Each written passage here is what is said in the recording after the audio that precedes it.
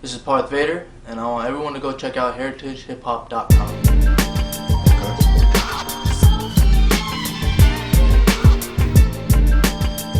What's up, everybody? Welcome back to Heritage Hip Hop. I'm sitting with a new artist from New Jersey. So when anybody says that we don't support Jersey, they don't know about Heritage Hip Hop. Introduce yourself to the people that's watching one time. What's good, my people? I'm Parth Vader. I come out of Paterson, New Jersey. 23 years old. Actually, about to be 23 in July. Well, congratulations. And yeah, I just started all this music stuff pretty recently, so you know, I'm an upcoming artist, and I plan on doing a lot with my team, and you know, just putting Jersey on the map again. It's my plan. Well, let's get into it, because you said something very deep. You represent P-Town. Paterson, New Jersey. Yep. Paterson, New Jersey is known for having some of the roughest, most realest, most intricate sounds in New Jersey. It's the home of Greg P, Fetty Wap, MK Rico, MK Savage, and you. So what does Paterson mean to you, and how does it help you build your personality? Man, Paterson, let's see. That was like an upcoming and my downfall for me. You know, a lot of the things that happened, you know, in that environment. I grew up to a very unhealthy lifestyle, I would say. You know, I did a lot of things that I'm not proud of, and most recently, I was addicted to drugs, and I had to overcome that. And today, I got 105 days clean and sober from all drugs and alcohol. Congratulations. Thank you very much. And you know, it's a big part of my story. And you know, growing up in Paterson, that's pretty much all I knew. You know, and I was at a point where I didn't think I could get away from that lifestyle. You know, and I checked myself into rehab because I got into some issues. And you know, now my plan with this is I want to tell people my story, and I want people to know that no matter how deep you are in that lifestyle, there's always a way out. And that's what I want to do with my music. I want to tell my story, how I overcame that. That's deep, because part of inner city pain is dealing with struggle, dealing with some type of addiction, whether it's sex addiction, it could be something with drugs, it could be television, it could be anything that takes you beyond the point of regularity. And you said that is a norm in Paterson, New Jersey. So what makes it a norm, you think? Why is that such a provocative truth that we have in our inner cities, not only Paterson? I feel like it's like as soon as you walk outside your house, or you know, you just see it. You know, it's like it's pretty much normal to you. You know what I mean? You see these people. You know, my father was an alcoholic growing up, so I saw him, you know, just drinking. And, you know, as a kid, I was like, nah, I ain't never gonna be like that. But you know, just like seeing it, it kind of like, it's like, you know what? It's kind of normal. It's like, even if that does happen to me, like it's who I am. It's like how I, you know, grew up. So it's like you feel like it's like, how can I word this? You feel like it's like you're almost trapped in that. You know, you feel like you're never gonna leave the city or that environment. You feel like that's all you know. So like it just becomes normal almost. You know, just seeing it everywhere. You know, as soon as you walk outside your house, you know, you're gonna see like someone using drugs, someone drinking, someone selling drugs. You know, so it just becomes so normal. And it implants in your mind that it's like, you know, this is all I could ever be. You don't really have that. You feel like you never have that option to be better.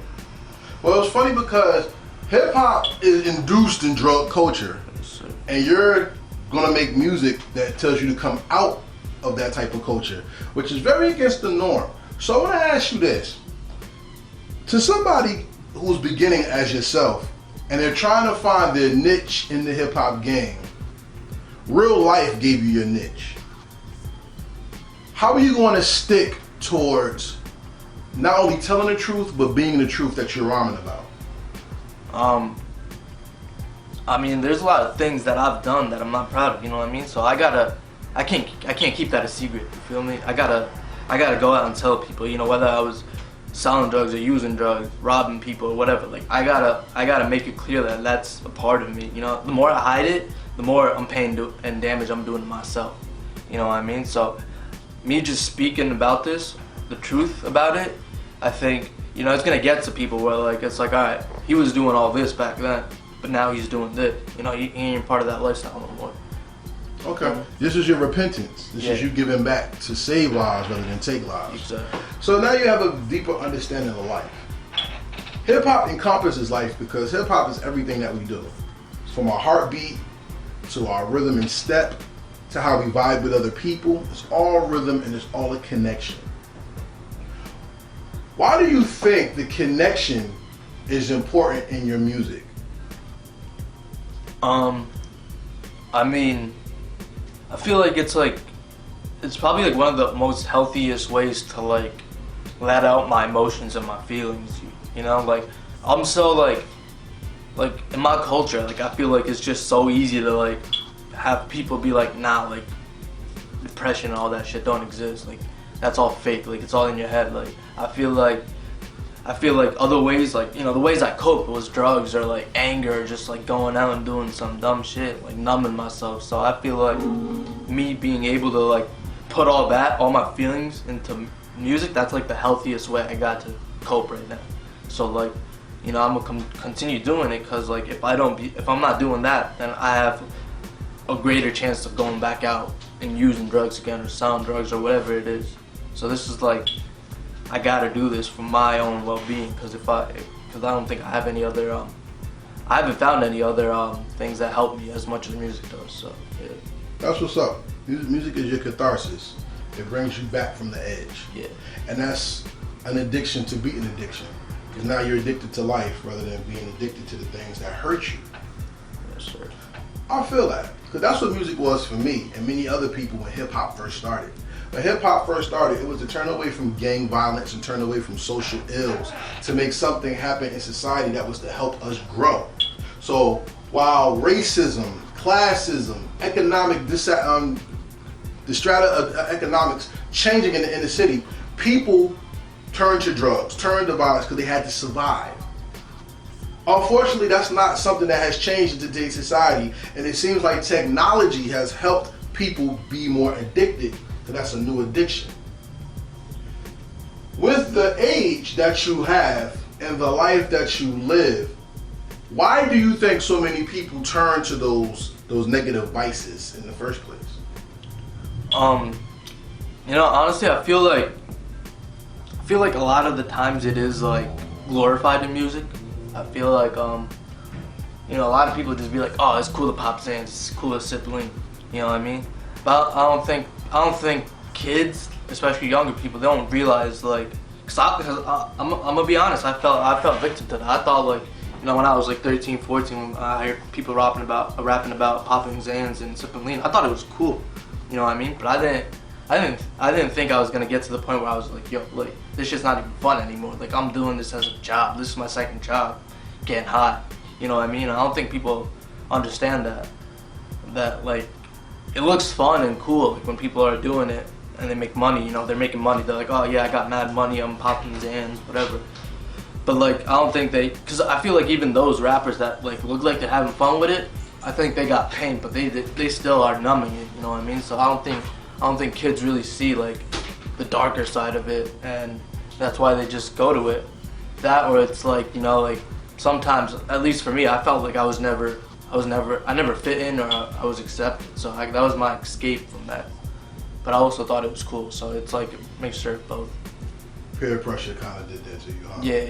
And that's the thing that I have against hip hop sometimes, is that when the powers that be and corporate money got behind it, they used hip hop to destroy the inner city some type of way. Yeah. You grew up in the Lil Wayne era. Yeah. I didn't, and I didn't like Lil Wayne's music whatsoever. So I missed the whole early 2000s era of hip hop when it came to mainstream hip hop. I was into like Little Brother and stuff like that. Okay. I didn't get into Weezy and stuff like that. So in the midst of that era, the beginning of excessive drug use that I seen in hip hop was the death of DJ Screw. I was lean, you know, his heart stopped. Pimp C passed away. We have Mac Miller, who passed away. And there was another one who passed away of overdose. 3 just overdosed this week and died. Yeah. So drug culture and hip hop is very, very, very dangerous. Yeah. especially when we're mixing and making lean. What was it called back in the day? We had Incredible Hulk when they used to mix the drinks and people's hearts would stop. Hypnotic, yeah, all that stuff. We had a drink back in the day called Block and Fall. Remember Block and Fall? You walk, block, and fall. Yes. And one guy, he was at a bar in New York, and he actually had it. He had a Hulk, and his heart blew up at the bar. So we've always had these things in our culture where there were stories like, don't do that, don't do that, don't do that. But people always put it out like, you need to get high to have a good time. Yeah. Coming down off the high, what was that like? It was shitty, man. I remember like once, like I was at one point I was really bad, like on the Xanax. I was like popping 10 of those shits a day. Wow. You feel me? And like I remember when I was like it's like 19. I was like 19, and I was able to score like 200 of them, 200 Xanax, 200 2 milligram sticks, and them shits was gone in a month. 200 of them, and I remember like it was just so bad. Like once I didn't have any for like 2 whole weeks, I was just like throwing up. I didn't want to eat nothing. I didn't want to get up out of bed. I was pissed off at everyone. Like, dude, like, come down was terrible. I was like, yeah, that was not worth it, you know. And I did some like crazy shit. Like, there was like a lot of guns, violence, like all that shit was involved. Like, cause like there was people like when you're on Xanax, you don't give a fuck. You don't care. You'll do anything. Someone's like, yo, let's go rob someone. You'll be like, alright, let's go rob someone. You know what I mean? And you get into situations, you're like, how the fuck did I get here? And then you look back at it, you're like, wow, that was not me. Like, I wouldn't do this shit sober. You know what I mean? And you have people telling you, like, you don't remember shit. Like, you don't remember half the shit you did. Like, I still hear stories to this day where people are like, yo, do you remember when you did this? I was like, no, I don't remember that. And it's just like some crazy shit. They'll be like, yo, remember when you were like driving on the wrong side of the highway off 5 Xanax? I was like, no, I don't remember that. Or like, do you remember when you robbed the Gucci store? Like, no, I don't remember that. Like, it's just like shit like that. And like, the come down is terrible. Like, I came down off Percocets. I was throwing up, didn't want to eat.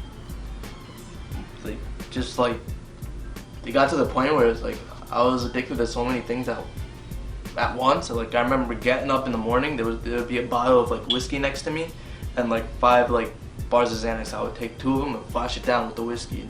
That would be the only way I would be able to get up out of bed and do something. Like, it didn't even get me high at that point. That was just for me to function as a normal person. You know what I mean? So like, it's bad, man. You don't want to get addicted to that shit. Like, it looks fun, but after a while, it's not fun at all. Like, you need that shit in your system just to function like a normal human being. What's up, everybody? This is Parth Vader, and I want y'all to know, like, if you're going through addiction, substance problems, man, just, yo, there's phone numbers out there, man. There's 1-800 numbers. Just call someone, man. Like, if you feel the way I felt when I was using drugs, man, just call someone. You know, someone's always gonna want to listen to you, man. Especially someone like me. Like, you know what I mean? Like, just call someone. Just call someone that's been through it. Call a rehab. Call a detox. Just pick up that phone, man, and you never know how your life could flip around. You know.